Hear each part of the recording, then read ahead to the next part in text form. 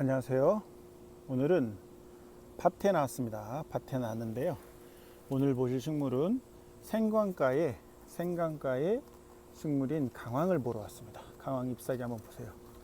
아주 크죠? 아주 넓고. 생강 같은 경우는 대나무 잎사귀처럼 이렇게 좀 작그만한데 요거는 키도 한 1m 이상 이렇게 됩니다. 엄청 큰 편이고요.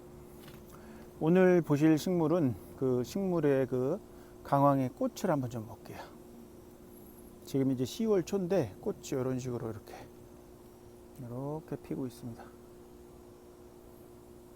이 공부를 하다 보면 강황하고 비슷하게 또 이렇게 혼용되는 게 이제 울금이라는 게 있어요. 이게 책을 찾아보면 명쾌하게 설명되어 있는 건 없는데, 강황 같은 경우는 보통 이제 8월에서 11월에 꽃이 핀다고 되어 있고, 울금 같은 경우는 4월에서 6월 봄에 꽃이 핀다라고 하더라고요. 그래서 요거는 어떤 분들은 요거를 강황하고 울금의 그 뿌리의 어떤 위치에 따라서 나누기도 하고 형태에 따라서 나누기도 하는데, 요거 자체는 일단은 꽃이 지금 이제 10월 초에 폈으니까 강황으로 보고 설명을 드리겠습니다. 다시 한번 보시죠. 꽃도 좀 한번 보시고. 강황 같은 경우는 성질 자체가 따뜻합니다. 떳떳하고 비장하고 간 이쪽으로 들어가요. 비장하고 간이라고 하는 거는 혈액순환을 아주 좋게 한다라는 그런 의미가 있어요. 피와 관련돼 있다는 얘기죠. 피와 관련돼 있는데, 보통 이 그 강황 같은 경우는 혈액순환이 잘 안 돼서 생기는 어혈들이 있을 때 그 생기는 어떤 그 통증이라든지 가슴의 통증이라든지 어혈로 인해서 생리가 이렇게 멈춰지면서 배가 아프다든지 할 때 이렇게 씁니다. 그래서 혈액순환을 잘 소통을 시켜주는 그런 역할을 하는 거죠. 그 다음에 어혈로 인해서 어깨에 통증이 심하게 올 경우에 이 강황을 가지고 그 활용을 할 수가 있어요.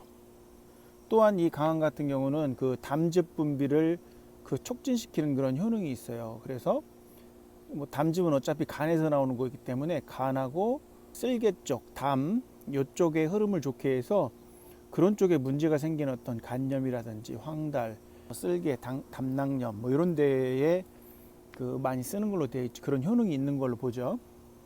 그래서 요거는 카레에도 들어가죠, 이 강황이라는 게. 그래서 색깔 자체는 원래 이렇게 뿌리를 보면 갈아 놓으면 노랗습니다. 그래서 강황한이라든지 이런 것들 많이 보셨을 거예요, 여러분들. 강황 자체 그 이 학명이 커큐마 롱가 뭐 이렇게 들어가요. 그래서 이게 여기에 있는 또 성분을 커큐민이라고 하죠. 커큐민 같은 경우가 그 항암이라든지 소염, 그 다음에 담즙을 분비시키는 효능이 좋다라고 되어 있습니다. 그래서 이 강황 같은 경우가 원래 이제 진도나 이런 데 많았지만, 이 경기도 남부 지역에도 이렇게 꽃을 피우는 거 보면 좀 많이 온난화가 된 것 같아요, 우리나라도. 자, 한번 보십시오.